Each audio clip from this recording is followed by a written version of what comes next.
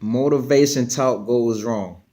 I want to share a situation that I had last night that boosted my ego because I made an old coon 38 hot with me to the point where he was ready to fight me. I don't know what the reason was. Either he didn't like what I was saying or what I was saying was what he is going through. Either way, I did not care. It felt good to know that the words that came out my mouth were strong enough to upset a man in his 50s. Me personally, I can't picture myself at 50 ready to fight someone over something they said. That is one reason the world is full of drama nowadays. We all have different opinions on things and are entitled to express our opinions whenever we feel like it, in whatever way we choose to. I was walking through the hood headed home from the store. A homie stopped me for a convo after he seen the big Burlington Coat Factory bag and the big plate of food I was carrying. I stopped and spoke like I always do when I see people around my city that I am cool with. He started talking, damn boy, I see you big ballin' with the new fits and big plate of food. All I did was smile and say, yeah, you know how I do. Then I said, you know how I can afford all to do all of this? I say no to drugs. I say no to alcohol. I say no to the females, and I say yes to saving money. It took years of cleaning up my roadblocks and tight pockets to get to the point where I can treat myself once a month. Now peep this, you can do the same once you break your habits unless your pocket is big enough where you can balance things out. I was talking loud enough so everyone can hear me. I knew a lot of people was paying attention. They might not want to hear what I had to say right now. Sooner or later, this talk going to sink in once they go into their thinking mode. You see me, I refuse to be out here begging when I can take my ass to work 6 days a week. To be honest, I don't understand how a grown man can ask another grown man to hold or borrow a few dollars to get a beer where they do that at. Right here on Ted Street. Before I bag anyone for anything, I rather sleep in front of the labor pool. There are 20-minute walk away while y'all spending all your money on drugs, alcohol, and females that will be gone once your money gone. I am providing for my children and getting my bank up for a new start out the hood. See the difference? I find it funny that older men get these fat ass checks every month and blow it all on hotel room for 3 weeks, drugs, alcohol, pussy, and that's after the dope man take his cut from fronting these clowns dope all month.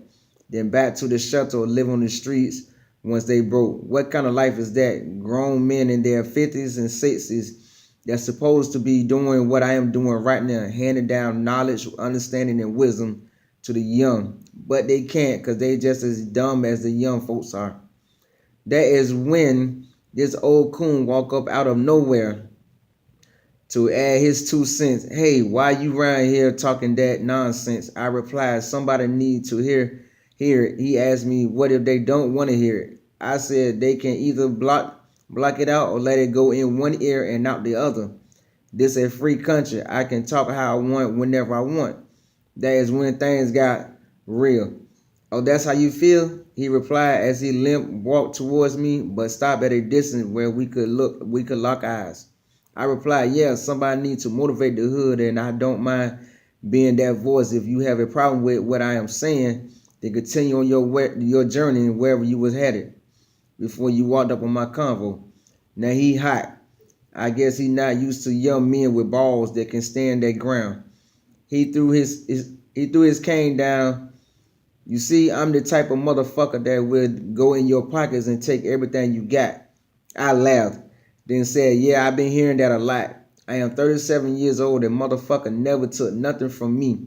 I would love to see that day. Can you please make it happen? As I said all of this, I turned sideways towards him and pulled my knife out. It was clear he was looking for a fight.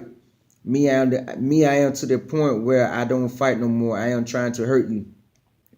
Now we are scared off in the street, cars going around us, everyone standing on the corner watching.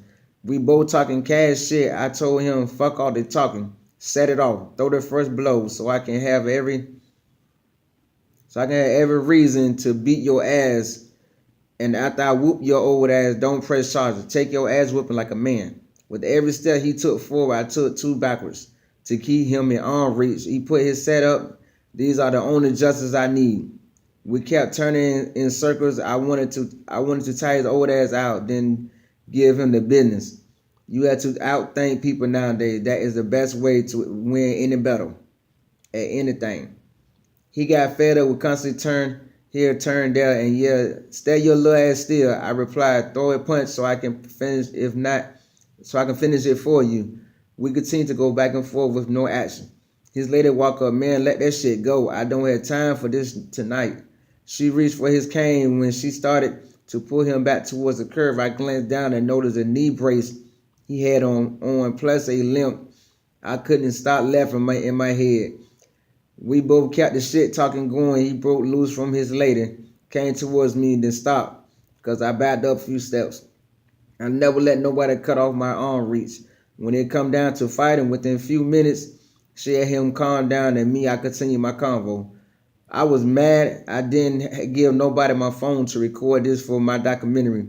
When I seen them headed up the entrance to the shelter, that is when I realized he had to be one of the clowns I was talking about for him to be ready to fight me for trying to motivate others. Now I am feeling good knowing I got under the skin of an older man to the point he wanted to fight me. When I was coming up, the old heads was always handing down knowledge, understanding, and wisdom to me. Now it is my job to do the same with my children and the world. Once I die, all I know die with me. Why not hand it down while I am here? You never know who listening. People can take heed to your words and think about the same talk once they get alone time. I know from experience I used to be and still is that same way. Anything the old heads say to me, I take heed to it because they are older. They've been on this earth a lot longer than me. That is when I went harder on the convo. That situation let me know something I said touched him that he can relate to. He live in a shelter where he pay rent for people to tell him when to shower, when to go to bed, when to leave, when to come in.